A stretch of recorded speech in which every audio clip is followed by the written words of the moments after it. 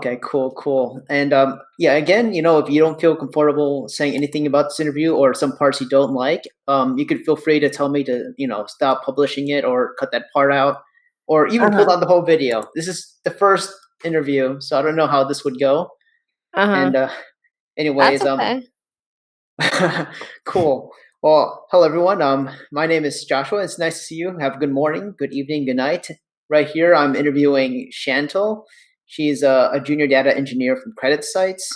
So, before we begin, grab a cup, glass, mug, or stein, and let's toast to a good interview. All right. so, anyways, Chantel, so you're a data engineer.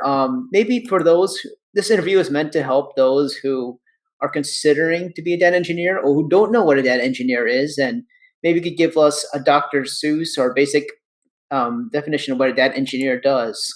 From what I understand, it's basically they try to analyze and interpret data. They try to make sure they maintain to make sure that this information is portrayed correctly to the companies and to make business decisions with that. I'm not sure if I think there's more to that, but or I might even got part of it wrong. But can you tell us a bit more what you do at CreditSights?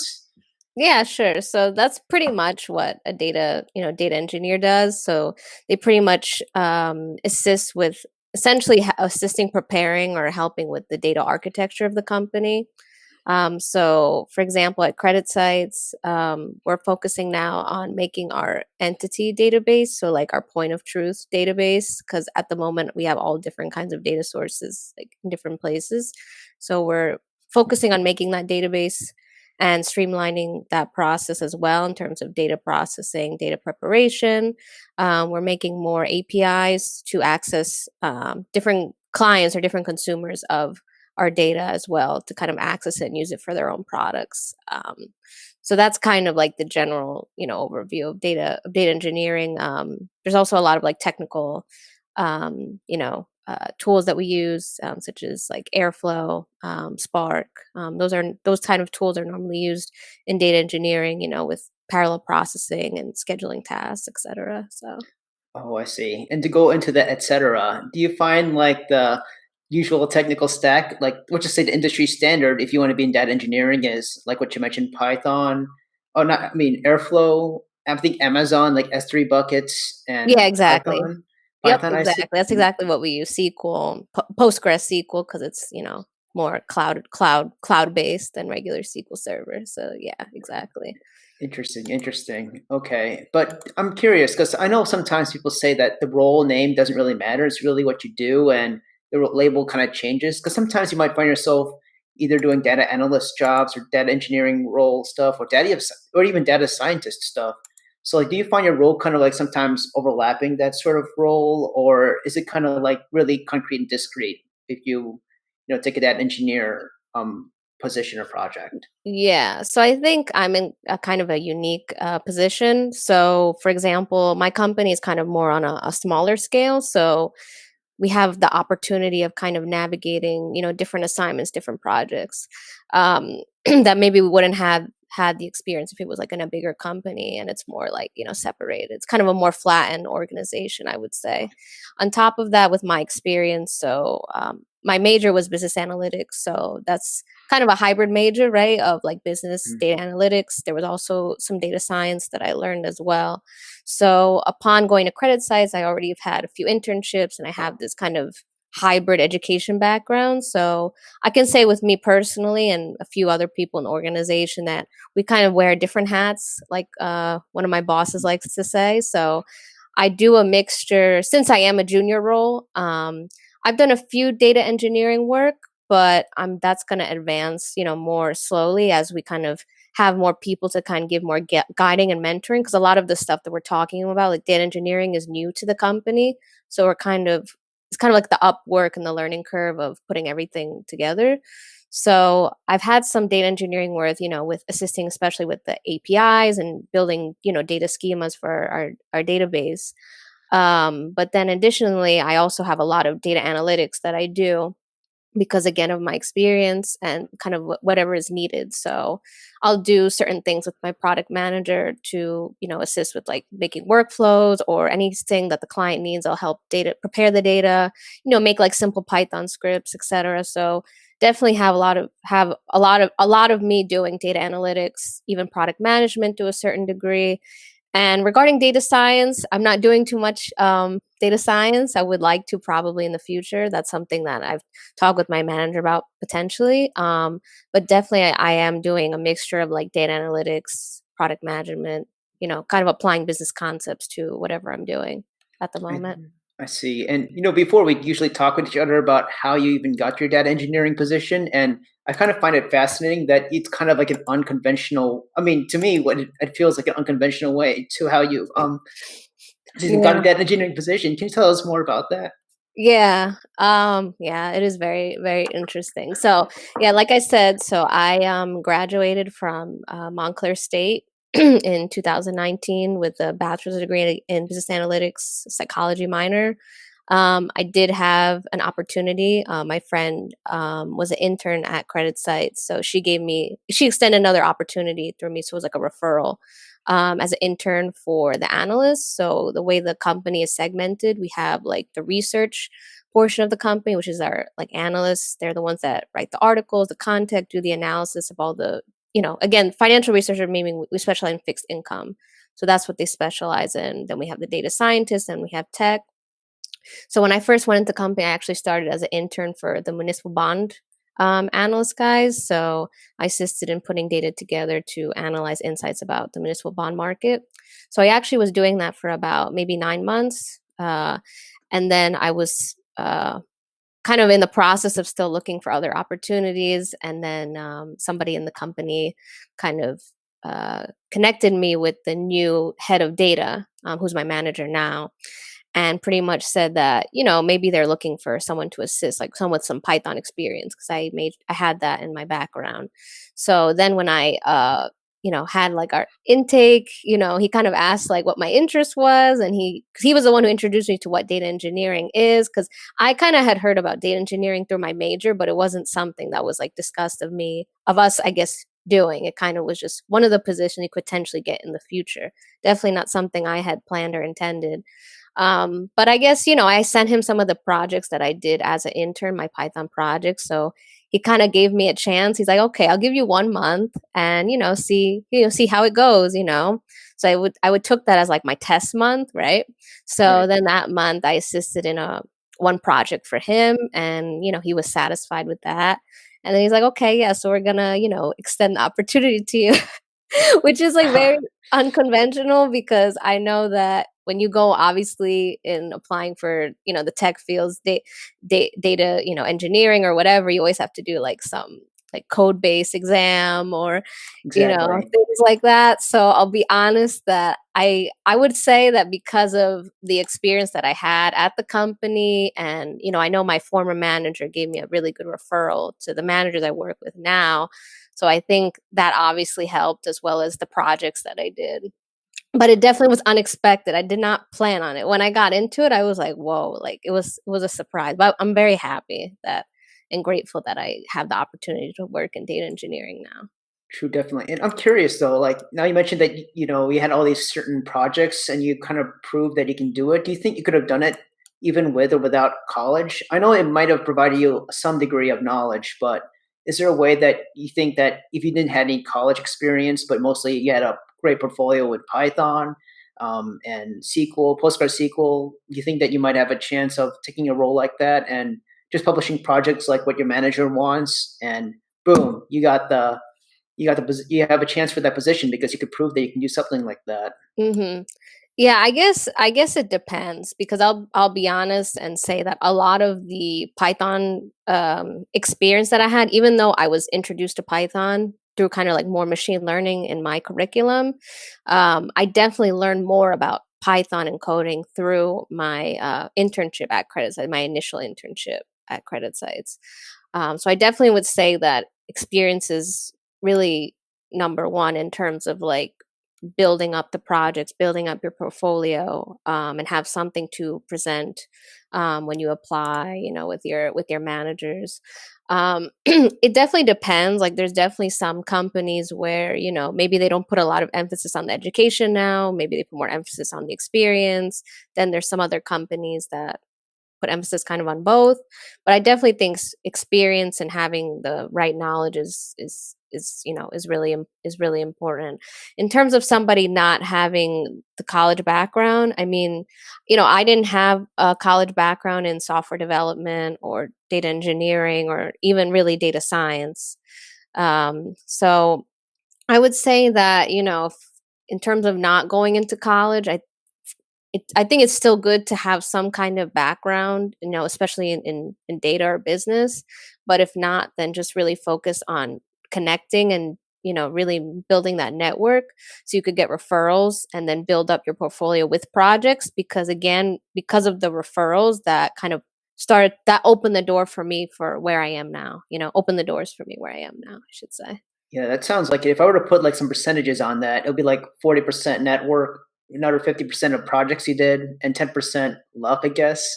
Would that be a good way to divide that? Yeah, and maybe somewhere in there, academics. I'm not gonna like completely undermine academics, but I will say I think I don't know where it was. I don't know if it was LinkedIn that said like 80% of the jobs that people get is through a referral. So again, referrals, networking, I definitely would say that's a huge one.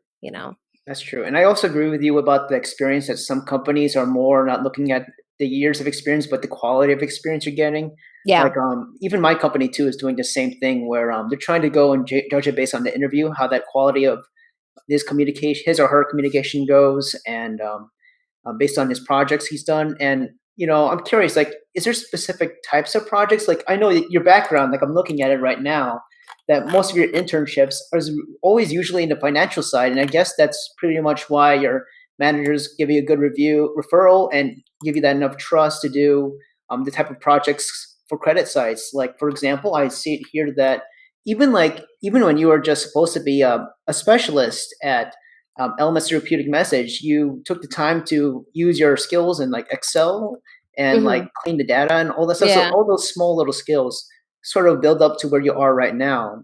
Can you tell us like maybe more about taking Yeah. every opportunity you had to be Yeah, that sure. engineer? Yeah, Yeah, definitely. So, yeah, that's definitely a big thing that I would say for sure is that when you kind of go out in the world, you want to build a narrative, right, for yourself. So, part of that is, I'm thankful that early on in college, I was kind of informed already about some of the things that I needed to do in order for me to get a job. Because I know some of my other friends that kind of went to, more prestigious schools, I guess, than exactly. mine. So, I kind of, I think it was Scott Galloway in the book. He said, if you don't go to a prestigious school, then you have to work your A off, I guess. So Okay, that's pretty much, what I did. So essentially, at any opportunity that I could get, I always tried to insert myself and my skill set that I could use. So, like you mentioned about Elements Massage, at Elements, it's like a massage place. It's a franchise, but I was a receptionist, right? So right. kind of the call would be like, well, I just pick up the phone, I make put appointments, things like that.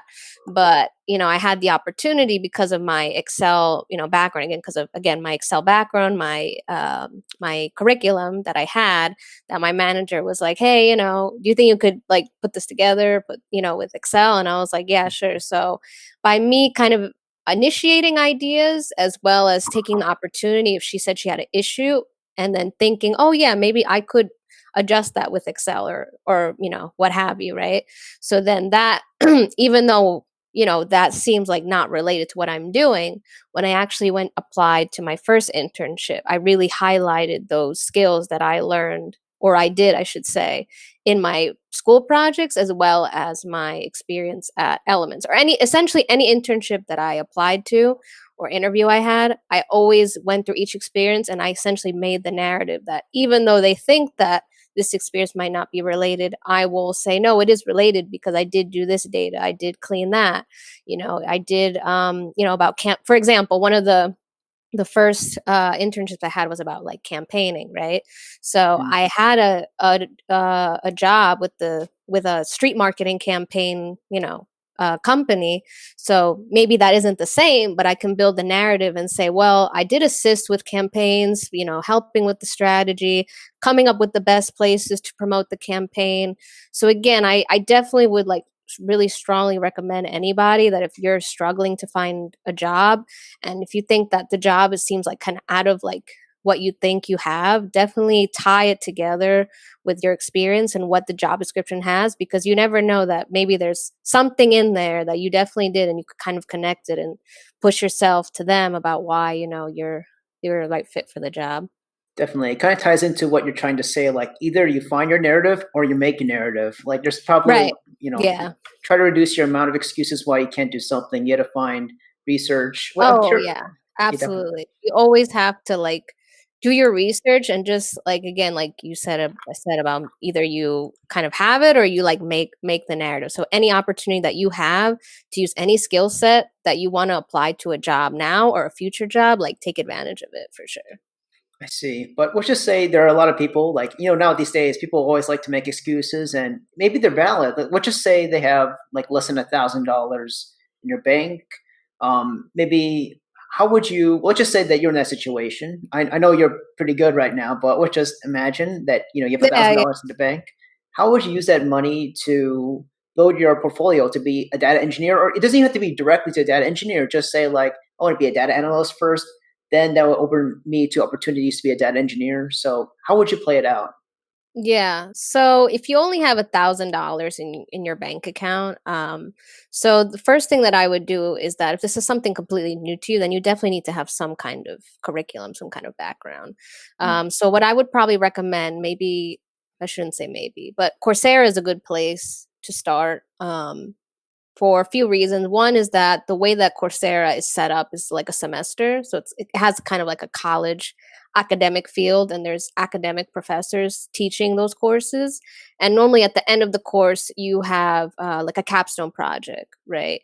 And you could usually right. get a certificate from some prestigious schools. Like I believe I've seen probably Harvard, University of Michigan, I'm just naming a few.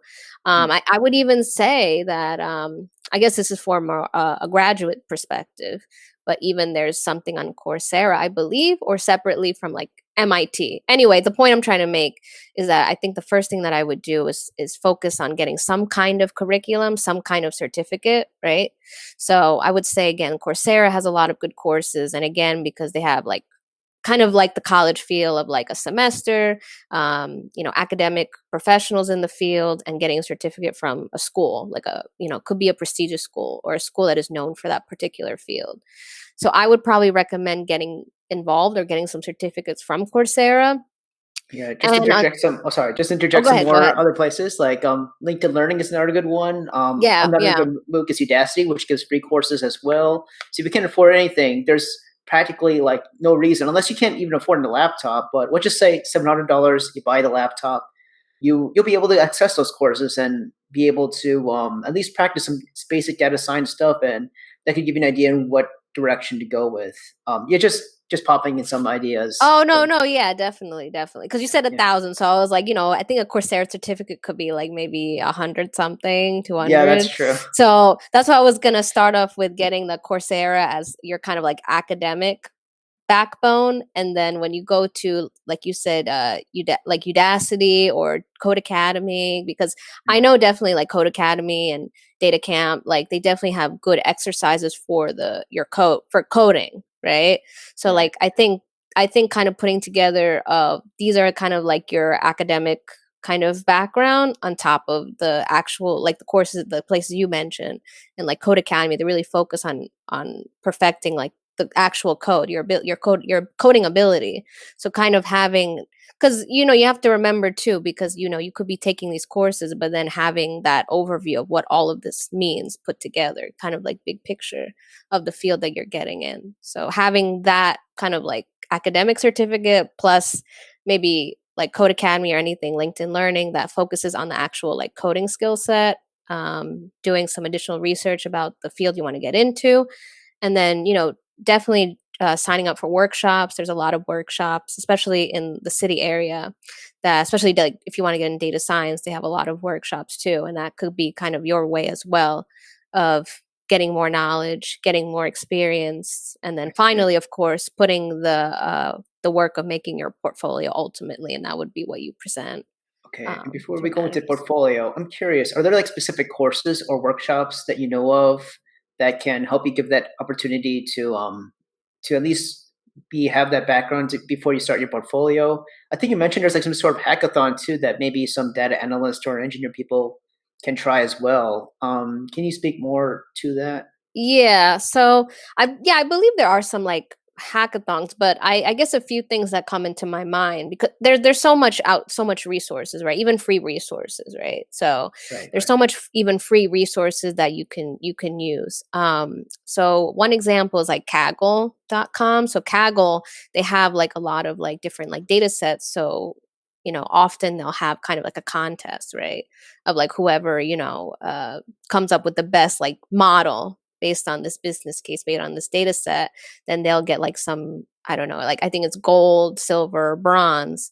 And if you participate in those, it looks very good to an employer if you've achieved either any of those three, medals, I should say. I think even one of my friends, like her sister, I think her job, because she was working as a data scientist, they even made her do Kaggle contests. And she had to achieve like at least silver or bronze or something, actually. I guess to go Keep a forward, I job? guess, with the projects. Yeah, Oh yeah. my So they were god, that's scary. oh, but that's what I'm saying. So like Kaggle contests, they have really high prestige. So and I don't and I you get definitely get some money. I think you get a money prize for it. So I would definitely want to record Kaggle contest for sure because it looks very good to an employer. Mhm. Especially if you want to get in data science, right? Because they evaluate your code, how the model looks like. And then second to that, I don't know all the places that have workshop, but I know like Metis. Metis is based, I believe, is based in New York. So they have Okay. a lot of data science workshops, like a lot. If you just like go on their website, they even have like a data science like boot camp, and they have so many workshops. Honestly, that I definitely would look at what they have. I don't know if they're located in other cities, but definitely like Kaggle. I would say Metis, they have really a lot of resources. You could even have a own network. They like have their own Slack channel for people that join that you could kind of connect with other people with in data science. So I Oh mean the wow. thing is so it's really cool. And I'll be honest, there's a lot more, I guess, resources to be like a data scientist versus like a data engineer. So I guess kind of going back as well to being a data engineer, what I think is also important is to understand what it means to be a software developer as well as know like principles of being a software developer. I don't know if that's the Mm. proper word. The solid Um, principles. yeah, the solid principles. Solid Yes, principles. the Yeah. solid principles. Yeah, and for example, even things that again, like for example, coding and data science is becoming so cool, and like everyone wants to get into it. But just because you know some Python code that I've learned myself, that doesn't necessarily mean that your code is. I'll say either good or code is something that could be really translated into production or being used actually for something, for example, within the company. So I had experience with Python, but with my major, I didn't have experience with Git. I didn't have experience with not even so much with SQL, but then going back to Git and the proper way of coding that I learned when I moved to being a data engineer. So I would say that if you want to be a data engineer or even a data scientist, that it is important to also understand the proper way of coding and version control and things like that, I would say too. I see. So if we were to create Chantel's 5-step program to be a data engineer for a clueless guy, step one would be know the data science principles, which you can easily get from any basic course from Coursera or Udacity. Second is version control. Then once you try your project, you could refine it by doing certain principles, right? Or how would you construct that sort of pathway to like 5-step program just to be a close to be a data engineer or in the right direction? Yeah. Yeah, that's a good question. Like I said, I'll be honest, at least from what I've seen, there's definitely more of a limited what's the word? Limited, like I guess, coursework or workshops for data engineering Right. versus data science, to be honest, because data science is kind of becoming more, I guess, you know, I guess more, people want to get into it, which, is cool. I mean, data science is great. Um, but there are things from data science, of course, like data wrangling, data preparation, right? Those kind of things you could still kind of apply to data engineering. So what I would say is, again, going back to the courses, having some foundation in understanding what is data, understanding, kind of the basics of what is data manipulation or what is, data, how do you prepare data, and again, understanding the bigger space, and data integrity is very important, obviously, making sure the data that you have is good, it's good quality, the processes that you're making produce the right data. So I would definitely say having that background in data, again, knowing about the proper way of coding. At least that's how I'm framing it. But me being on the side of the company where I see the software developers and how they code, that's essentially how I had to learn to fix my code. So essentially going back to understanding like the solid principles, version control, all those things are also very important to being a data engineer. I see. But Yeah. I'm curious. So you don't mind if I share some of your projects? I was looking at your LinkedIn Oh yeah. profile, and I think Sure. that would give people some good ideas on where to begin. You have some pretty interesting here. I'll just Yeah. focus on a window. Sure. Okay, here I'll share my screen. I want to start with something like much more fun. Like there's some two things that Yeah. already caught my eye, like this Harry Potter data-driven approach or predicting cyberbullying on Twitter. Which one of these do you feel like more passionate? Which one was the most fun to you that you think also helped you with your job, finding a job in the first place? Yeah. Yeah, this is good. So let's see, what do we have here? Yeah, I would definitely say so so two things. One is that predicting cyberbullying on Twitter. So that was kind of like my main project for one of my it was actually an NLP class, so it was like NLP with Python, natural language processing. So we had to come up with a business case, or in this case a social case of what kind of problem we're going to solve. And I think that's what I'm grateful for, the education I had, because sometimes in the field you'll have people that maybe they're working on a data project, but they may not understand what is the business case, what is really the stakeholders, what is the purpose of even doing this. And once you kind of establish that, everything else behind it makes more sense. So in this case, I came up with my team in terms of making a model that could help predict cyberbullying on Twitter, because you hear all these things on the news about kids hurting themselves, or being bullied online, Twitter, Instagram, social media is good, but it has obviously its level of toxicity, right? So with this project, we decided to make a machine learning model to predict if the tweets that we took a sample of tweets, essentially. We labeled them ourselves based on literature. So there's some literature about cyberbullying, how researchers have identified what cyberbullying really means. So we kind of took what their principles were and we applied it to how we kind of made our data set. So we had some data where we put it as bullying, or if it's not bullying, based on what the researchers kind of said it was. And some of it was like more obvious. Okay. And Yeah. just a quick question, like if you were to construct this, let's just say that you just had this idea of predicting cyberbullying on Twitter, but you don't have a college education. Do you think that although it might take longer, you might be able to construct something like this? Or are there certain three topics that gets 80% of what you need to build a project like this that you can learn from online? Mm-hmm. Yeah. Honestly, I would say that you could probably do something like this based on just like learning about what natural language processing is, like what text mining is. There's so many projects that use Twitter now, like, Twitter APIs, it's like really easy to use. It's much more difficult to use like any other like social media API, right? So I think it's definitely a project that somebody could kind of do on their own, maybe Hmm, without like the education. But I think the project behind is really guided as well on, again, what I said, in this case not business, but I guess the social use case of what it is, what you're trying to solve, which again, I think this is a project that somebody else could do without like that background. I see. But yeah. So I think this is pretty good for anyone, like any of you guys who wants to like start with data engineering. Is that you might not be perfect, but as long as you like what you said, master version control. So you practice on how to use GitHub, know how to commit, how to even create some README files, which are pretty important when you share your projects to other people in your team, so they understand what's going on in your project. Good documentation, and just to show that you have potential to learn about other APIs, just having a good understanding of reading Hmm. different libraries and APIs and how to use them. That's pretty important. But in data engineering, also, I think I think you mentioned many times is that if I go back to your profile, I noticed that you right away chose cyberbullying and highlighted it because of a social use case. So it does help that, even though Harry Potter is a fun project, there's probably employers might be more interested into predicting cyberbullying because there could be a more market value towards creating some sort of product that centers Hmm. around this topic, right? Yeah. So I want to add to that. So yeah, that's a good point. And yeah, like you said, so pretty much, yeah.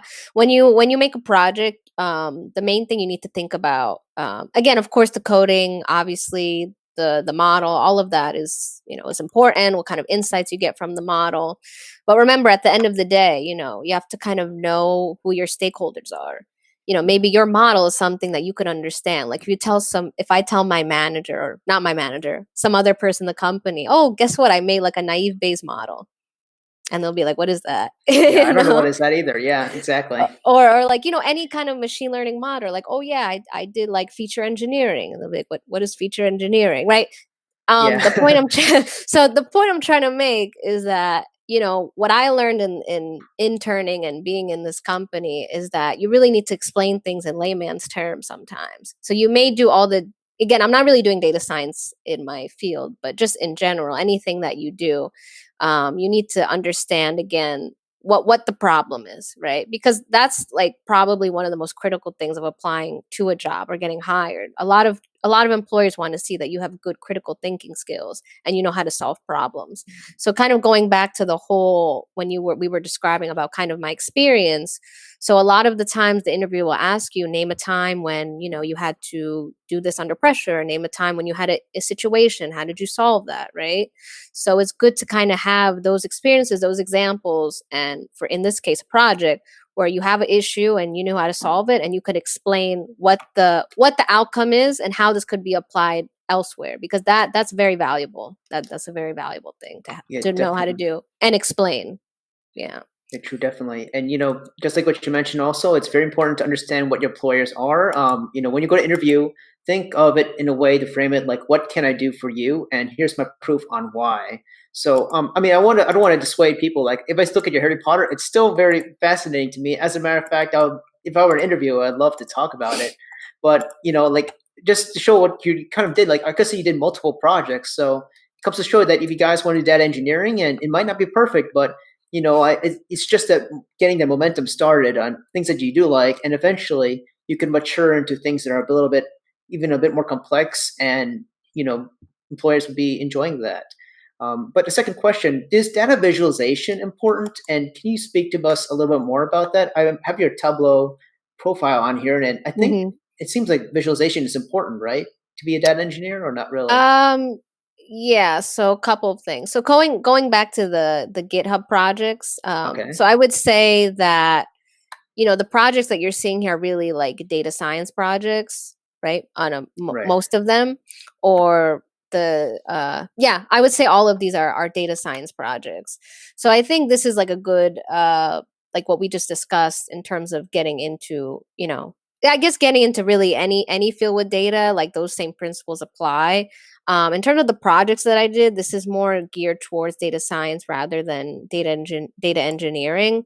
So data engineering, if you do want to be in data engineering, there's a little bit more you need to know.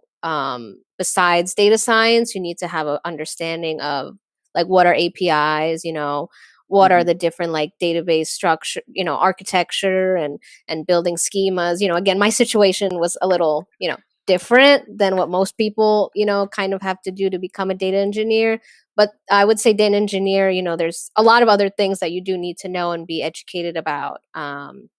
to kind of get in that field versus just data science. Is what I just want to make note I of. see. And like, if you're to build these workflows and schemas, like a portfolio, let's just say we're back to that $1,000 budget. So $700 to go to a laptop. I guess $100 if you want to host your data on Amazon S3, and Mm, also I guess it's yeah, like, yeah, a few dollars a month, and yeah, additional money for using the API. So basically, you have enough money for at least a year to set up a project and maybe get some interviews regarding that with yeah. I certain. mean, it's totally. I mean, totally. What you could do is like Postgres. I believe Postgres is free. I believe, yeah, Postgres is free. So you could like make your own data set, have a Postgres database on your local. Kind of have like a layout in terms of what your database is, and then what you could do is that you can download Spark on your computer, and you can make some type of parallel processes between whatever data processes you're going to have that import that inserts data or updates data, and you can have a file that's code in S3. So I'll give an example about a project that I just did for my like recently for my job. So what it is that we kind of have another data source in the company. So what my like Python process does is that it takes that data source and then it kind of puts them into a file into S3. And then the second task is that it takes those files, it finds whatever differences are in our database versus in the data source. And if there's any differences, it creates those like JSON files, and then it uses that to update the database. So I guess kind of pivoting toward data engineering is that's kind of I probably would say that's what you want to do. Kind of focus Okay. more on the data architecture, like the design aspect, and learning what parallel computing is, parallel processing is, and you could even orchestrate your own scheduled tasks, or I should say airflow. Kind of make your own tasks in your computers. So yeah, so there's I feel like data science, data engineering has some overlap, but I want to make it clear that data engineering is different, and there's certain things that you do need to know and have experience with versus data science.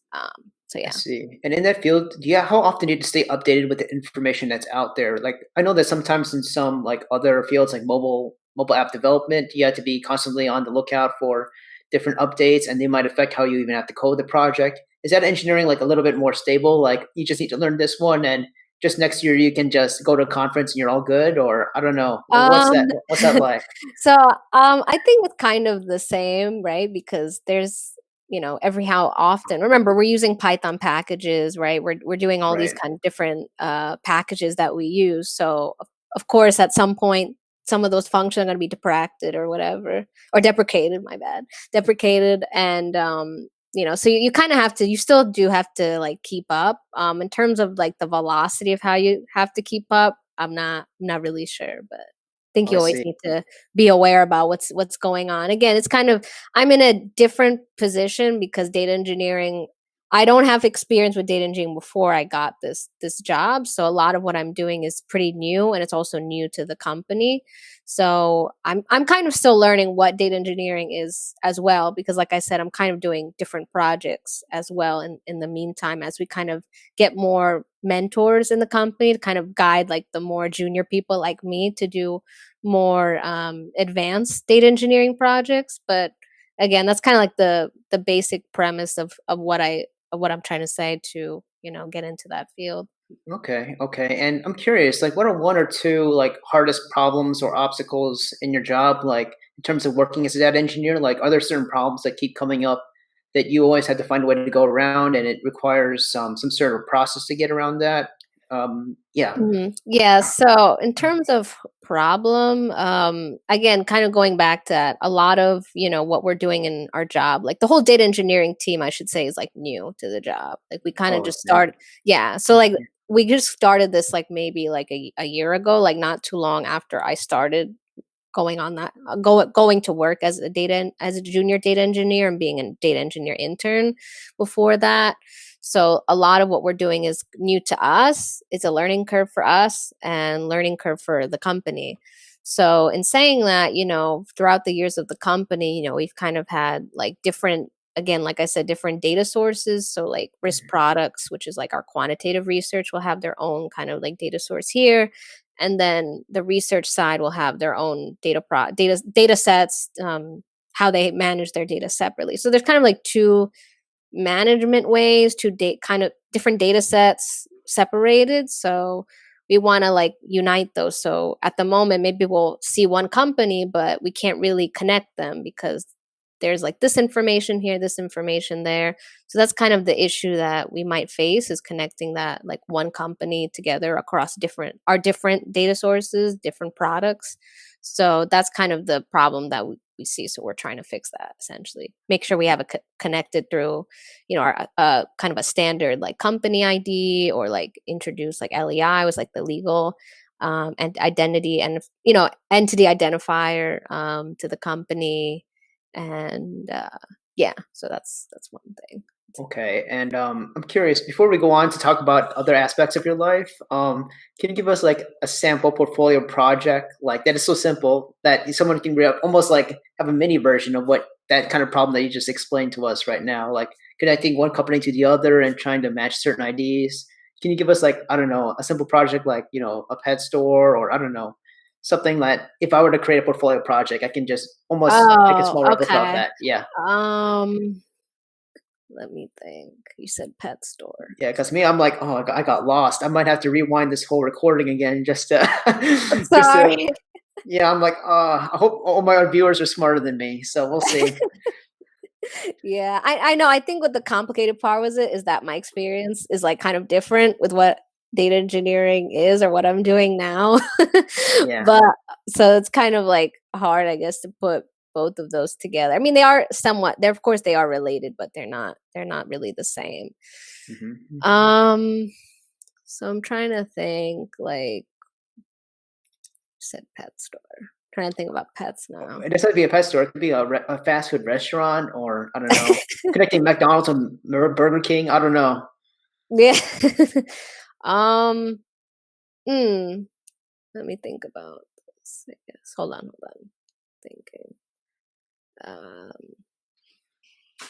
I guess. I guess let's give an example. Maybe you have a record store, right? Record store. Cool. Music. Yeah, and then you have like obviously different records, right?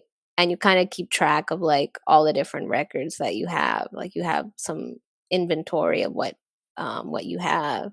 And Hmm. then maybe in this one spreadsheet you have, okay, these are all like the rock albums in the store. And then you have another spreadsheet that says, oh, these are all like the artists that are in the store. Or you have another one that says these are all like the funk genres. It just depends, right? It could be alphabetical too. Each kind of place may organize it differently. Right. But like, Right. what if this artist also made like a jazz album, or they made like a R&B album, right? So maybe that's like on a different spreadsheet, right? Or however you have the data right now. Oh, I see. So you don't have one way to connect, because maybe this particular person is associated with this genre, but maybe it just so happens that they happen to make like a jazz album or a classical album in the Mhm. future, but you don't have a way to kind of connect that album is from the same artist, I guess, or a part of that genre. Just depends, I guess, how it's connected. So I guess having I guess a project could be that you have, again, all these different data sources. It could be in different spreadsheets, because still a lot of people, they have their data in spreadsheets, right? Or Right. it could be in some other data source. It may not be really a database yet. Or so essentially kind of make, how you're going to identify it. So maybe make an artist ID, right? So Right. I'm trying to think of it, like Prince, right? Like Prince came out with all different kinds of albums, genres, right? So have like an artist ID, so that in the store, no matter what genre, no matter what album this artist has, you can always connect it back to the ID. Yeah. So you can do something like that. And if you want to update that data every time that artist has a new album that comes out, you can build something, an airflow that, every Friday there's new music. So every Friday you run the process, and it automatically finds a way to insert any new albums that have been added in the inventory since like last week. Oh, to do something that's like that. that's a perfect. That's easy for me to catch on. That's Okay, okay. that's cool. And I'm just being honest. I'm a junior, so I'm still learning all of this too. But yeah, you know, definitely. And I think also to people who are watching might be wondering how to get that sort of data. I believe you could just insert the data to that Amazon as is which sort of database that Amazon uses? Because I know that Google Firestore you could insert data right away to the MongoDB yeah. database that it has. But in So Amazon, yeah, go ahead. yeah, so on Amazon, my company, we use like S3s to like store our Oh, it's files, right? S3s. Okay. Yes. So it just so happens like, if you have, again, going back to like the music example, like if you Mhm. had like some spreadsheets with based on each inventory on Friday, like which artist came in today, which album they came out today, or a record, I should say. So you have those files in S3, and then with Postgres, you can connect it with AWS. So we have AWS clusters in the cloud. So those are like the databases. So you can connect those whatever S3 files you have, again going back to the spreadsheet, and then kind of upload that to the Postgres database that's in the cloud.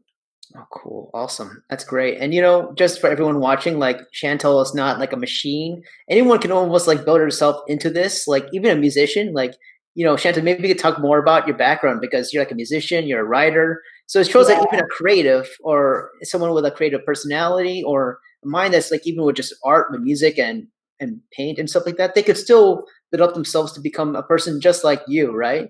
Like, tell us Oh tell us more about yeah. yourself. Like, yeah, definitely. Like tell us more about your background as a writer, musician, or yeah, go Yeah. ahead. Yeah, my background is a little all over the place. So actually, when I was younger, I've always been on the creative side, and there's like numerous articles too that show how a lot of musicians transition into being like a coder or a software developer. Some people say that's good, some people say that's bad, but I think the thing that you learn when you start coding is that coding is art, right? Right.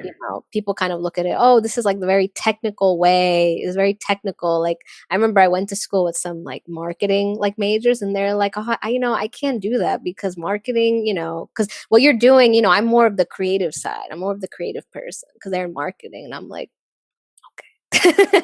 because creativity could come from anywhere. It's not only marketing. In fact, with marketing, I mean, there's so many marketing analytics jobs now. Like how many marketing jobs you see that you need to know SQL and all of this. But anyway, sidetracking. So going back to my experience, so yeah, when I was in elementary school, I started to learn how to play guitar, violin, because we had an orchestra in our school.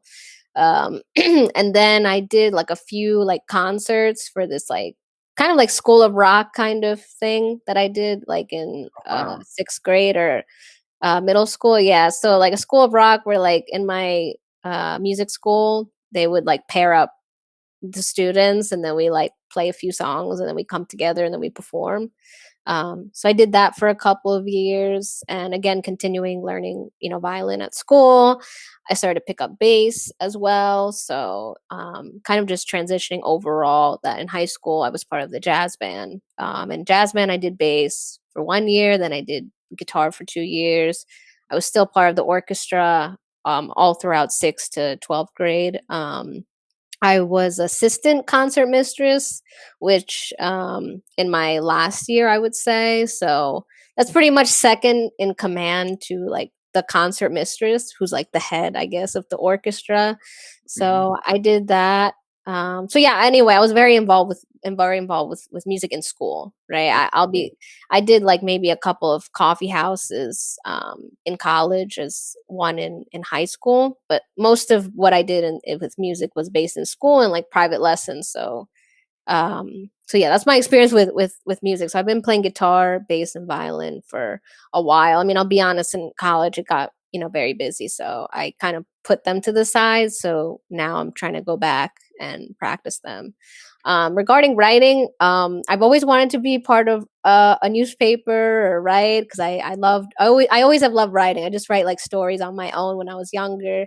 And then I wanted to be part of the school newspaper in high school, but they're like, oh no, you have to like take journalism courses in order to be like journalism class in order to be part of school newspaper. I was like, yeah, but I want to be in orchestras. So I didn't end up really writing until I went into college. I joined the college newspapers. So I was like a staff writer, and then I transitioned to assistant opinion editor. So I helped write editorials. I interviewed students. It was mostly opinion pieces that I wrote of different topics. And then, because of my love for music, I've always wanted to write for music too.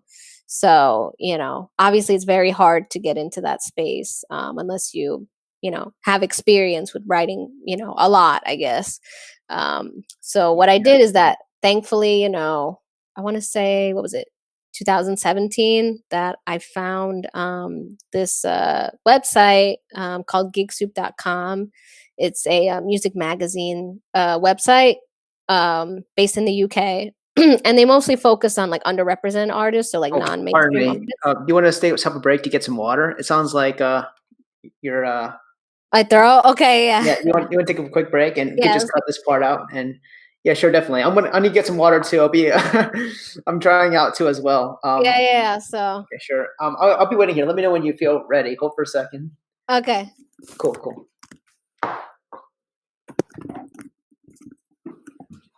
All right. So let me drink some water, sorry. Yeah, sure. And we're back, and just to I want to go and point out something to the people watching.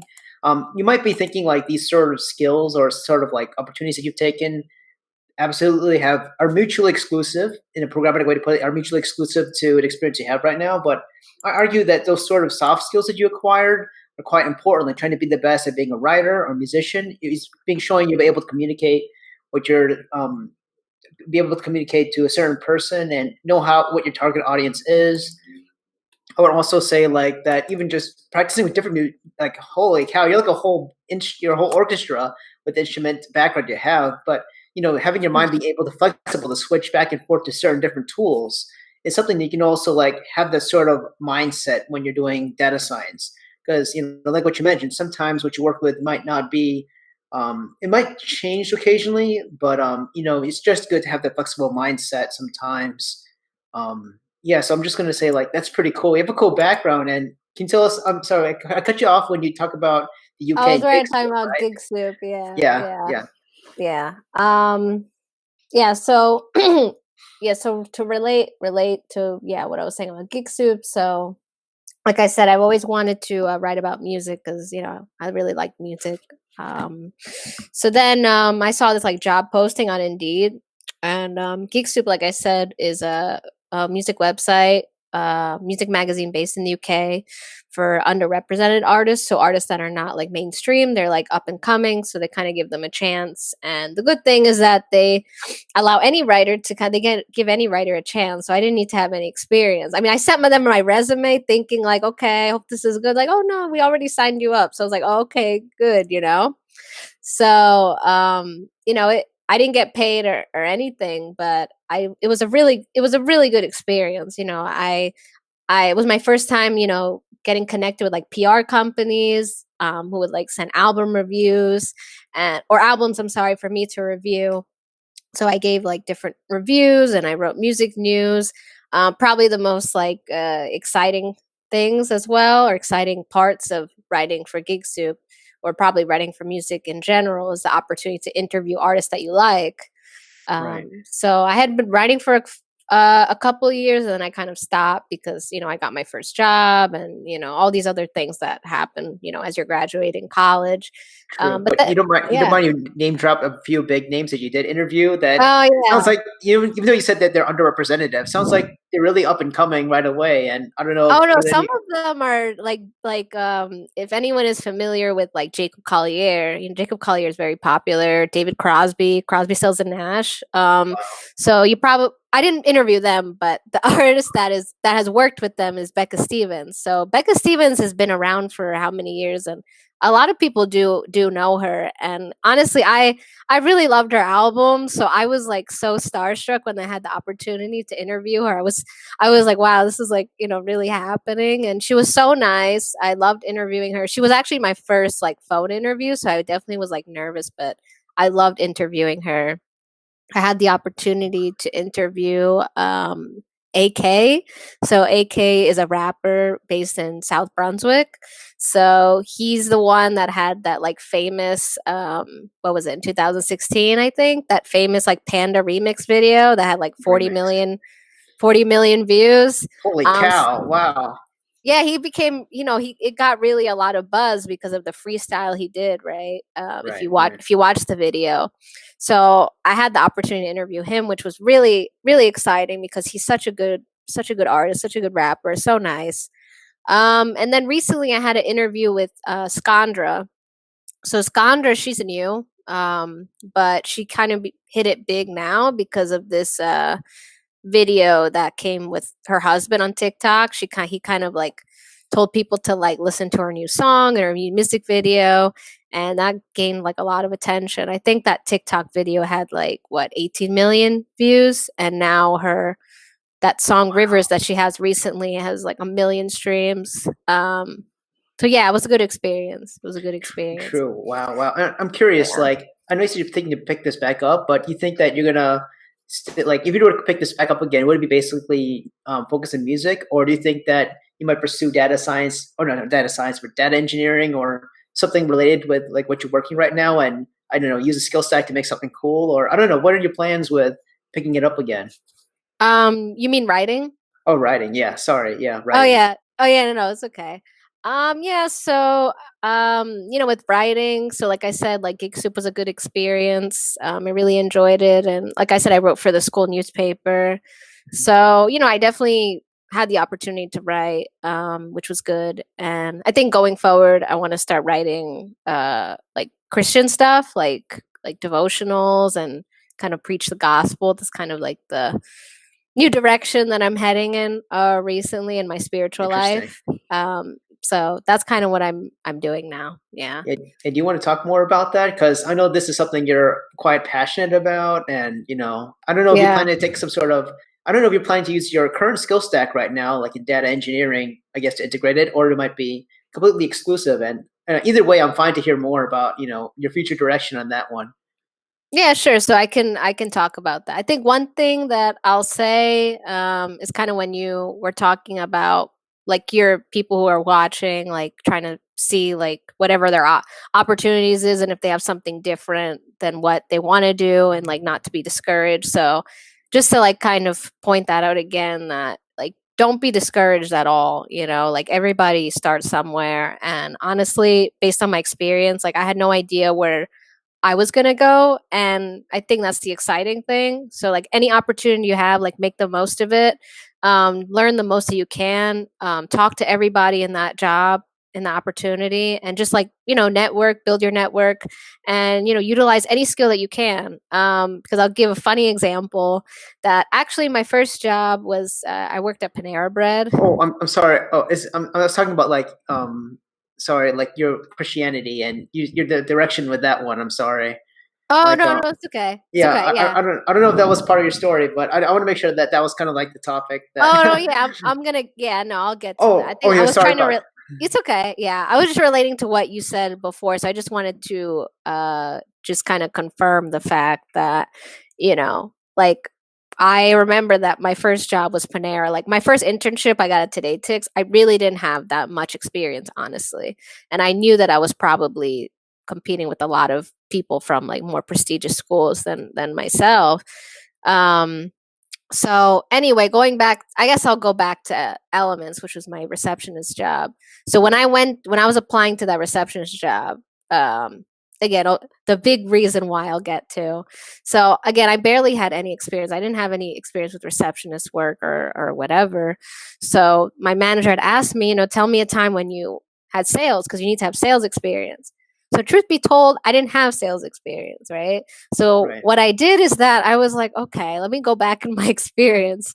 So then what I did was like, well, there was, in my job as a cashier, like, if you do what you pick to and you Yeah. get a drink, then you could get a 99-cent pastry. So I would push the 99-cent pastry. So then I told her that's like, my sales experience. Like it sounds funny, but that's kind of what I've done throughout the past years, in terms of if somebody's asking me something about my experience and maybe I don't have that exact experience, going back to what I've done and said, no, I have done something like this, or I have the knowledge about something like this. So again, just selling yourself wherever you can. But I just wanted to No, kind of that's solidify your point. So definitely. I mean, it's also like I'm pretty sure many of us have, taken some side jobs like customer service, which is oh really yeah, hard. Yeah, it's so it's grueling. very difficult. It's very But difficult. It's yeah, not don't easy. yeah, definitely don't let that bring you down. There's always an opportunity that, if you take advantage of, what you can and save up with what you can to buy any of the resources like a laptop you need or anything to build up your portfolio. There's basically no excuses that you can get up to where you need to. It is going to be a lot of hard work, but it'll be worth it. Like, seeing where you're right now, I can see you have like, you have a bunch of instruments that you bought and, you have, now you're at your leisure right now. You can just chill out and write music. And, I think Yeah. you're planning to write posts about Christianity too. I don't know if Yeah. you want to discuss more about that as well. Oh That's yeah, yeah. So that's the direction. So yeah, I just wanted to confirm that portion of that. So yeah, going to spirituality. So yeah, I've been raised a Catholic since I was, a kid, since I was a baby. I was baptized to the Catholic Church when I was a baby. And I feel like, I wouldn't say that I've done anything like so terrible, so crazy, I guess, or at least based on what other things are happening in the world. But I definitely wasn't the best example of a Christian in terms of um, either it was the music that I listened to or other things. I never drank, I never did any of that. But other things that I feel like maybe I wasn't being really a dutiful Christian. So, recently I've had some experiences, eye-opening testimonies that I've seen on YouTube, things that have happened to me in the past years, very spiritual experiences that I've had regarding hell and demons and kind of seeing these other testimonies on YouTube kind of say similar, more kind of grotesque things, I guess. So, and me by reading more of the Bible as well, I've come to realize that like Jesus is really important. Jesus is the most important, and I need to prioritize my faith over everything in my life. So that's what I'm doing now. So in my writing, I plan on writing for Faith Writers, which is it's a website that they have a lot of Christian writers write like devotionals and like stories based on the Bible, and essentially, however I want to portray or whatever kind of content that I'm gonna make, whether it's through music, whether it's through writing. If I decide to make like a podcast about some of scripture and things that people need to know about and warn people about, then all of that is going to be about God and based on the gospel. So yeah, about Jesus. okay, that's pretty good. And do you think that, I think it's also important that, if you're a developer, it's not you just have to master just all this engineering stuff. I think like being at peace with yourself, like what you mentioned, your spiritual side will also help a lot. And you think, that this newfound direction that you're going will make some will 10x your work and your other aspects in life, including your current career or other, other lifestyle habits that you've been doing? Um, I would say that it gives more perspective of what I need to do in this lifetime.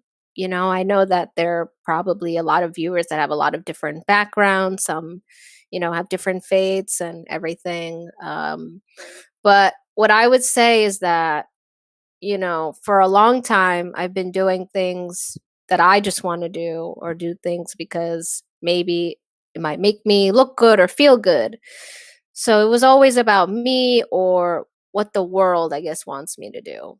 Um, not that I haven't enjoyed the things that I've done, but there comes to a point, where you feel like you do a lot of things and you feel kind of like, what's the end goal? What's the main goal? You know? And I was kind of feeling that way when I was writing for Gig Soup. Even though I enjoyed it, I started to ask myself, like, like it says in the Bible, pretty much like, you know, Jesus is not of the world, right? So pretty much whatever I'm not doing for him, I'm doing it for the world. And the world is pretty much what's it called? The world is pretty much the devil, right? It's not of God. So a lot of the things that I was desiring to do was for myself and not for God, not for Jesus. So I think now that I've made this direction, like, I know we talked a lot about music, and I grew up listening to all sorts of music, but I've done a lot of research about what's happening in the music industry and what kind of energies music kind of conjures when you listen to them, as well as things that I experienced after I got rid of all the albums and all the vinyls that I had. I realized music definitely is really powerful, and I realized that I need to again prioritize Jesus, because the world that we're living now is really chaotic, is very divisive, and I can't. The world that we live in now is very temporary. My world could end tomorrow, somebody else's world could end next week.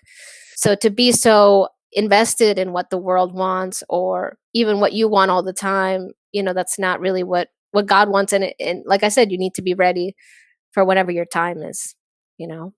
True. And when you're doing this, I think you already mentioned this earlier, but just to clarify, you started Mhm. like fasting yourself from certain media sources, right? Like I know you used to be a huge rock fan, and even like I don't know screamo metal. I don't know if that's really a thing. I don't know the genres and hard rock stuff, but you're fasting yourself from certain stuff, and maybe you could tell us more about that and how now that makes you feel much more in peace, or especially when you work. Go ahead. Yeah. So a few things I would say is that, yeah, you're right. I was really into rock. And when I say rock, I mean all kinds of rock.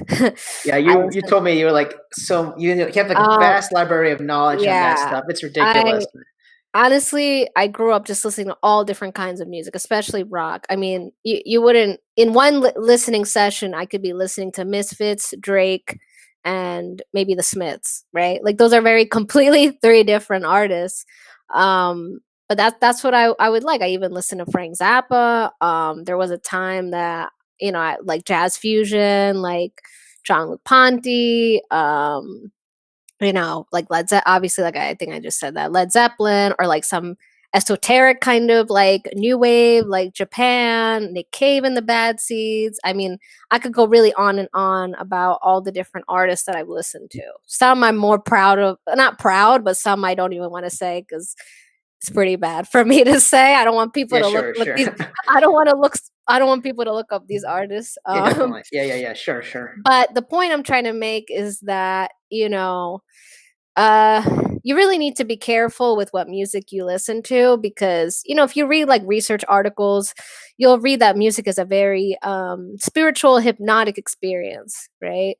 Mhm. And you have to be careful in the sense that you may like how the song listens to. Like for me, I thought the weirder the better. So like the weirder the sound, I thought this was good, even though my mom was like, why do you like this, but I Right. think that I was so I was so into the music, I was so into the sounds, that even if something was off, or even if a song made me feel kind of odd, I still listened to it anyway, cuz I don't know, I just everything to me was like good, I guess. Um but going back to how music is a very spiritual experience, so when you listen to music, you have to be mindful of the fact that you may not always know what you're saying, right? Or what you're listening to. Right.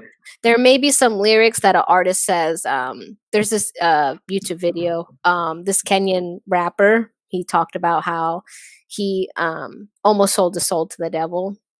And it's a very interesting video. But there's truth to what he said about, you don't know what kind of things these people say in the song, especially when you like sing along to the songs.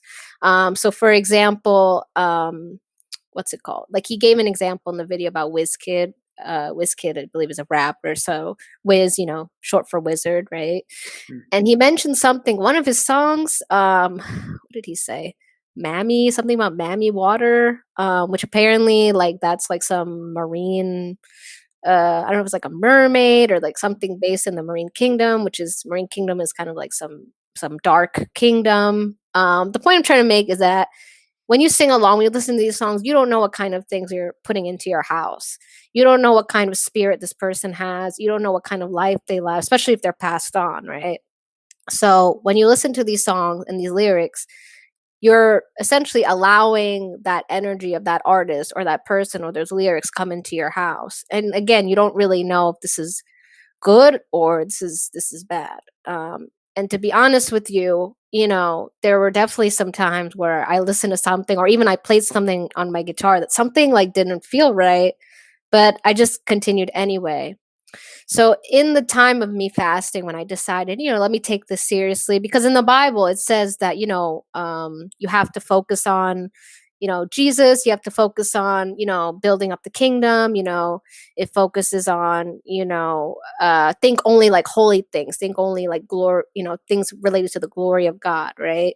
So essentially, what the music I was listening to was very antithesis of that, because here I am listening to artists that talk about sex, or they're cursing, or they're talking about some other dark things. So I had to come with the terms that, even though, okay, I like music and I like the way this sounds and I like this artist, but I have to come to terms with that 90% of the songs I was listening to does not corroborate, does not complement my religion, because my religion, the Bible really opens up your eyes, and the Bible just opened up a lot of people's eyes, obviously, when they read them, and opened to me that, I can't really listen to these songs anymore. So I made the decision to eliminate these albums, eliminate these CDs out of my room. And I mean, it's such a difference now, honestly. Um, I feel such a more peaceful presence in my room now that I've eliminated them. Additionally, I experienced some, again, not everyone is gonna believe what I say, but Oh, sure. Go ahead. yeah, I had this experience where, again, I've listened to anything, everything, whatever, it was totally fine. Then I started to eliminate some of these CDs. And it's funny because as I was eliminating these CDs, like I just felt really tired and out of breath, like out of nowhere. I just didn't know what was happening to me, because everything in life is spiritual, right? Like, we may think that we're fighting against each other like flesh and blood, it says in the Bible, but in reality we're fighting all like the spiritual forces that are around us. So essentially, if there's this YouTube video as well, and it talks about how do you know you're being under spiritual attack. So I felt that I was under spiritual attack because out of nowhere I suddenly started getting out of breath as I was going through my CDs. Hmm. Then when we threw them out, all these rock CDs, all these artists that I liked, it was very difficult. Just like it was very difficult to do all of this. But I always thought, you know what? I'm gonna take my faith seriously, especially when you watch these hell testimonies. And I almost went to hell twice. I've had dreams about it, so that was obviously very, very scary for me or for anybody. So when I did that, and I actually went through my Spotify too. So again, not only the physical CDs and vinyls that I had, but I went through my Spotify and I had all these playlists. So I took those out, and I had like maybe 900 something songs on my liked songs playlist. Holy cow. Yeah, so I decided, again, like I decided, I'm going to take my faith seriously, because honestly, I've been playing for two teams. The Bible says you can't have two masters, right? You can't play for the devil and play for God. You can't do that. You have to make a choice. So I was like, okay, let me just like, take away these songs that are on my Spotify. And you think Spotify's on the cloud, like you're not physically storing the songs, but they also have their own energy that emits from these songs. So I try to pray every night, and then when I prayed at night, all of a sudden I heard, and again, like I'm not crazy, I don't like hallucinate or anything, but all of a sudden I was trying to pray, and I heard this dark voice tell me like, "Oh, what did you do? What did you do? Why did you do that?" And it started to curse me, actually. And I know that sounds weird for anyone who's listening, because they're like, why, what is that? Why is that? Like, but I'm telling you, I could honestly tell you I've not experienced something like that in my life. And like I said, like everything in this world is very spiritual. So if you were to look at that from the standpoint that life is spiritual, which it is, that essentially the CDs that I thought that I had that were good, the songs that I listened to that I thought were good, were actually not good, because apparently there was a dark force telling me, why did I do that? Right. Right. And I'll be honest with you, after I stopped listening to secular music, like my whole, like I told you, my room, I even had videos. I had a movie, Rebel Without a Cause, my Oh, that's a room. good movie. James Dean. Yeah. Yeah, I love that movie. That's like one of my favorite movies. But you have to look at the lives of those three people. So the three main characters died of a tragic death, right? So James C Yeah. died in a car accident, even to the point that his car, I think somebody else got his car and they also went in an accident, right? Number two is Natalie Wood died of drowning. Obviously, there's this whole debate in terms of if she like drowned or she was murdered, but she drowned, right? Then you have Sal Mineo. Sal Mineo was stabbed to death as Oh, well. jeez. So again, you have to really, again, we have to really think about whatever we put into our lives, whatever we take in, right? Our Holy Spirit is our temple. So whatever we take in, whatever thing we listen to, whatever we watch, we always have to think it's not just the content, it's also the people, right? It's also whatever spirit they have. And I remember having that in my room. And when I would go to that side of the room, I would feel like, I don't know, you felt something, but I just ignored it because at this time I didn't think about it. But I'll be honest with you, when I took that out, it was a difference.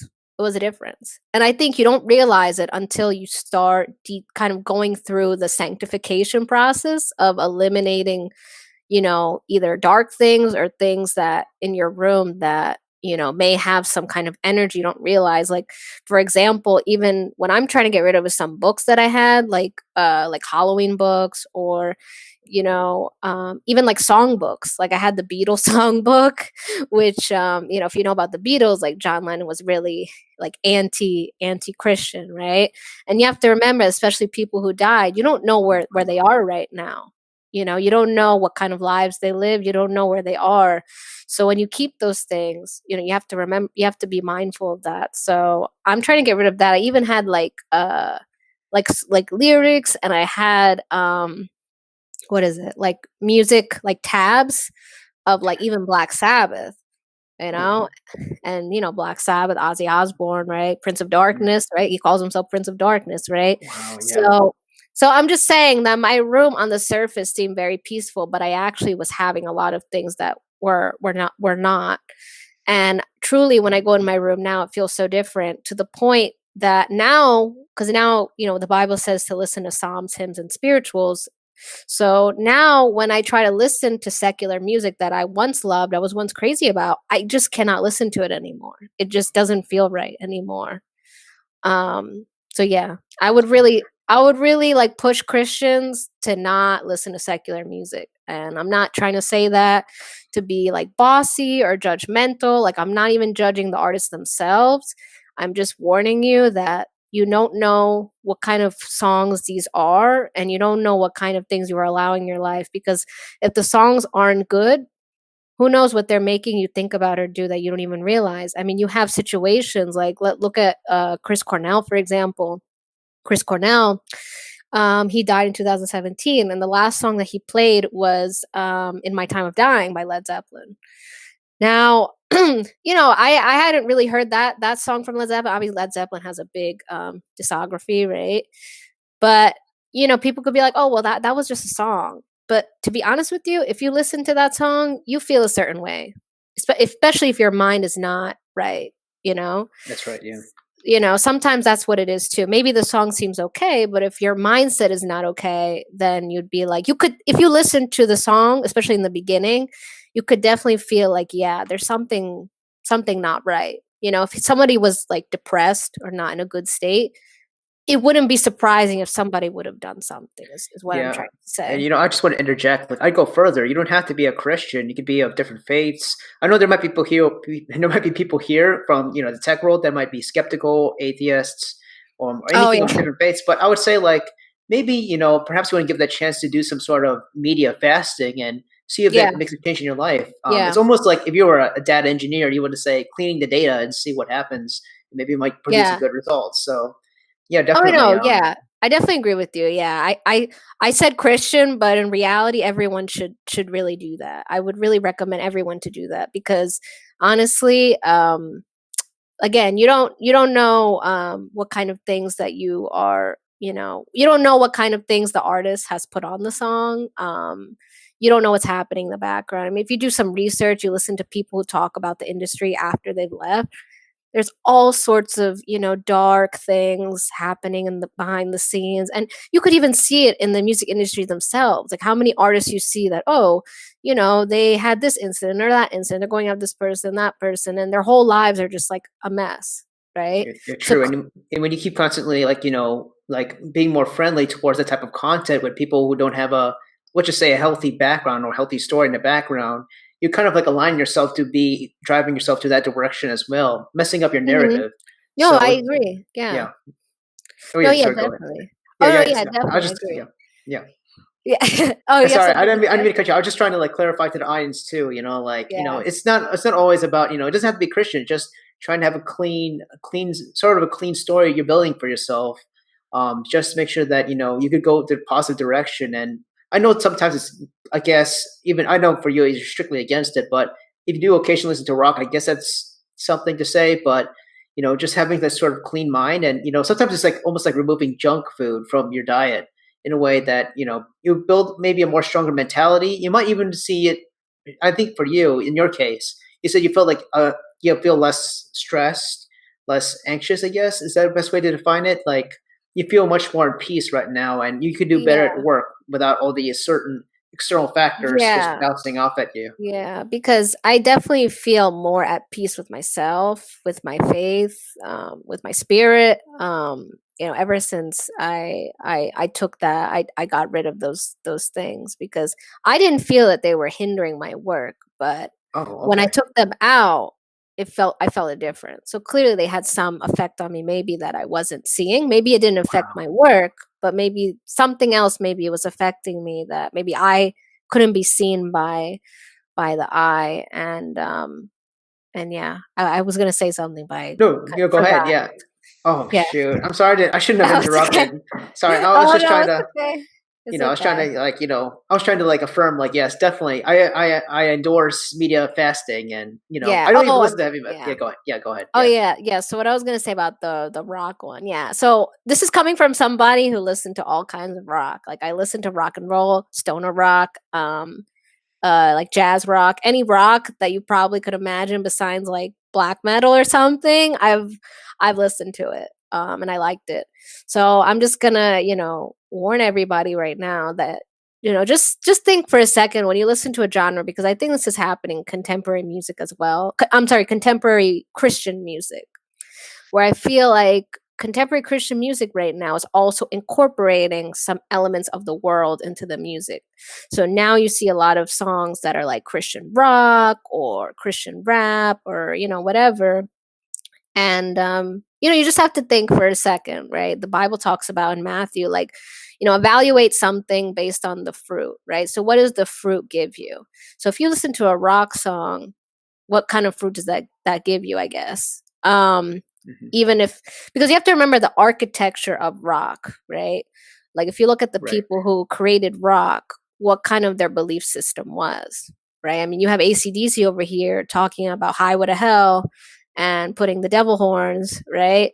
Then you have Led Zeppelin over here. You got Jimmy Page. He may deny it, but he got the house from Aleister Crowley. Aleister Crowley, is known for being into the occult, right? And you know what I'm saying, like, on the Yeah. surface we may think these songs, oh, they're good or whatever, but if you look underneath, especially in rock, it may not be every rock, but the point is that the architecture is behind it. There is something more darker behind it. And that's why I'm against the idea of listening as well as like even like Christian rock, because if I'm listening to a song about Jesus but it makes me want to go to a mosh pit, then can I really consider this song, I guess, Christian, or good, because it's not reminding me of Jesus, reminding me about going to a mosh pit. Or if I listen to even a jazz like Christian song, does it make me want to go to a bar, or it makes me want to go to Jesus, right? Wow. And I think we need to really evaluate the fruit of the song and what it emits. So I again, I know everyone has different beliefs, but I strongly oppose secular music now, because of what I've learned about the type of what music does to people, and what are the energies behind it and the lives of the artists that you listen to. And yeah.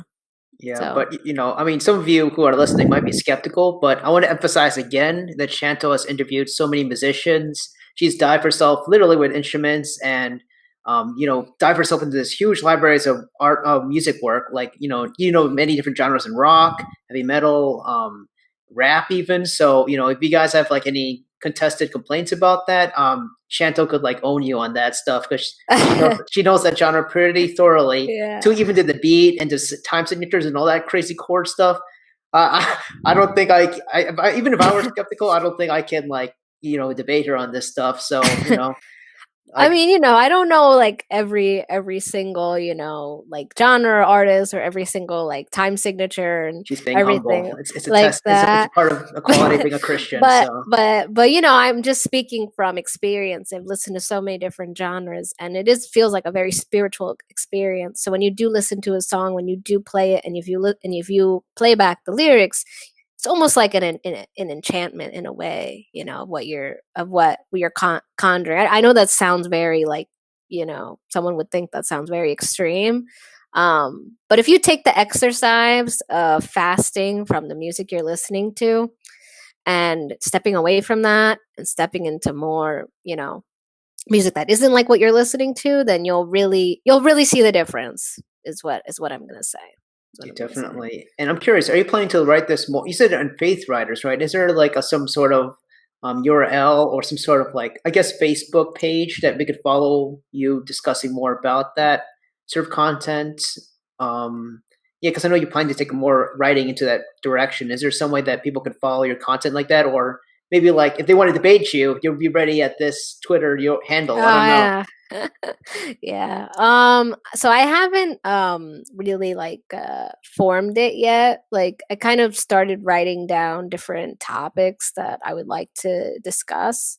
Okay. Um but I definitely do want to have that. I definitely want to develop some sort of, podcast, and I know people will challenge me, and that's expected. So Okay.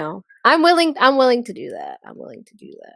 Oh, sure. Because Like, I like the discussion, like the discussion. yeah, true, definitely. And I guess if you do have that form, just let me know, and I'll post it in the description below about that. And Mhm. yeah, is there anything else you want to add to that before I talk more about this fasting topic? Anything more you want to talk about your Christianity and faith before I switch topics? Um, let's see. I know we got into the whole like music thing. So I guess, again, I know everyone has different like faiths and beliefs, and I'm not like judgmental or anything like that. God is the only one that judges. I guess what I'm going to say right now is that just really take in consideration what is happening right now, and understand that, or try if you can, understand that, we're fighting a lot of different things right now in our world. And I feel like the common thing that happens when things go wrong is people tend to blame, why would God allow this? Why would God do this? I thought God was supposed to be loving. Why would he do that? And a good place to kind of start understanding, John Ramirez. So I don't know John Ramirez. John Ramirez was actually a former Satanist, Oh, wow. and he converted into Christianity. And his testimony is really, really amazing. I mean, he has so many videos on YouTube, and there's one particular video. I forgot the channel. I think it's Isn't Supernatural. Like if you type in John Ramirez testimony, it's like up there, and he essentially talks about his time as being a Satanist, right? And he talks about how when he, as design, as part of his duty as part of this church, and he had a general position, like he was high up in this church. So what he would do is he would get assigned assignments. So there's this thing in the occult world called astral projection. Astral projection is pretty much like you kind of leave your body and you go into different regions, right? Mhm. So and by saying that, what he said he used to do is that they would astral project to different regions and do curses on different places. So they would curse this region of disease, or curse this region of drunkenness or poverty. Um, and I just want to make the point in terms of that, there's a lot of things happening that people don't realize, like good and evil. And I think that what we're seeing, like now, if you hear John's testimony about how he converted, like he was saved, by Jesus. He was serving the devil, but then he was saved by Jesus. He went to hell too, and he was saved by the cross of Jesus. And I can tell you too that I almost went down to hell twice. I could tell you that I've seen demons and things like that. So, I really just want to push that, I would say heaven and hell is real. There's definitely a hell. There's a heaven. Jesus is the only way to salvation. So Yeah, true. I agree with that part. but Another I part, know I people never would experienced the challenge hell. me. I know No, people would challenge me, but I'm just being honest. Everything that I've experienced is 100% accurate. I'm not lying. I'm not trying to make it sound salacious or, trying to cause attention. Like I'm just being really straightforward that I've experiencing and see things that I would not want anyone to see. So that's why I'm really pushing people to, convert and become Christians for yeah, Jesus. definitely. And I know you always feel so passionate to do that, and hopefully this platform gives you the chance to talk about it, or even there's some Yeah. contentious people about that. And feel free. Again, I want to emphasize that if there's parts you don't want to include, and maybe you say like maybe now's not the time to post this. Let me know about that. But I think, Okay. but even to those who are just starting, I mean, just like the basic saying goes from my favorite person that I follow, Jordan Peterson, clean your room and they might show that great results like what you mentioned. You feel much more, Oh, you yeah, feel Jordan clean and Peterson, yeah. yeah. So Mm. anyways, you talk about media fasting. I'm curious. I know you're also into diets and being healthy and can you tell me more about like, your sort of things that you A/B tested when you're putting a good diet into your health? Like you lost like lots of weight, so that's pretty great, and Yeah. Yeah, so what I did, when I was in my job, I guess because like you're in the city and you just wanna, like I don't know, I feel like I was always hungry because I was right. always, moving around and walking, and so I would eat, like, snacks and everything in between, so, I think that and the accessibility of food, like, I could just go downstairs, I could get a pastry, I could get snacks, so Right. I think all of it kind of added up, to, like, me gaining some weight, so I guess, because I didn't have that anymore and being at home, so, Yeah, and you New know York City is so stressful too, and seeing all those advertisements bombarding you, you just had to buy, a Mac bagel or some sort of donut. Yeah, so Yeah, exactly, so with me, like, I just, I started to kind of be more conscious about what I eat at home because now I'm not moving as much as I would in New York, right. and, thankfully, thank God that, where I live is, like parks and trees, so I can jog, so I started jogging again, and I did like the whole Alexis ran ab workout. It's like a 10-minute ab Wow. workout on YouTube. It was really difficult in the beginning, but over time, like, it became, more tolerable. So I would say that thing, like if you like a lot of people get like overwhelmed because it's pretty difficult. Mhm. Some of the stuff that like especially like the transition, there's not really like a break period or anything, but like I would just say like just keep going, just keep doing it because honestly it helped me lose like a lot of weight. And did some other exercises too, but those are like the two main things that I've done. And just like be more conscious about what I eat, especially at night, like try to eat like less carbs. And things like that. I So see. What is your diet like? Is it just like lean meats and green veggies, or is it more funky? uh it's kind of a mix. Yeah, it's kind of a mix. I think my diet could probably be a little better, honestly. But we do try to eat lean meats, mostly chicken, fish. I don't really eat any like candy or anything. So normally the meats that we eat are lean. We try to measure the rice now in terms of how much rice we eat. But it's still kind of a mix. I think I could improve probably a little bit on that. You're doing much better than me. Almost every 2 days I eat like a jar of ice cream, so you're already way ahead Okay. of me. Well, We eat ice cream too sometimes. and true. And I just want to emphasize, being a developer is kind of sedentary. So having a good diet will will help you have a clear mind. I know that's like the main topic is just having a clear mind all the way, but just having those aspects, just they all combine, they all overlap each Yeah. other. If you mess up one thing, the rest of the dominoes will fall, basically. So that's one thing good about you. You're pretty, affirm with each. You're pretty focused and strict on every aspect of your life, spiritually, in food, and in coding now, and in writing. So you have like everything's all set for you. Any other future plans other than writing that you plan to do in the future?